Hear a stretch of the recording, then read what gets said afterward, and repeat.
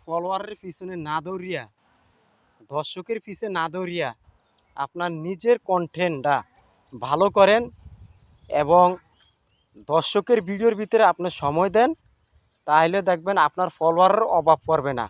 আর main কথা হইল, আপনি ফলোয়ারের পিছে না দৌড়াইলে ভালো হয়। কিছু কিছু লোক আছে এখন ফলোয়ার কোথায় পাবে এই খোঁজে। আসলে ভাই, ফলোয়ারের আপনার কোনো কাজ হবে না। আপনার নিজের কন্টেন্টটা ভালো করতে হবে এবং কি আপনার দর্শকের ভিডিওর ভিতরে বেশি বেশি করে সময় দিতে হবে। আপনি যত দর্শকের ভিডিওর ভিতরে সময় দিবেন, ততই আপনার ভিডিওগুলো দর্শকের কাছে পৌঁছাবে, দর্শক আপনার বাড়িতে আসবে এবং দর্শক আপনার ভিডিওটা দেখবে।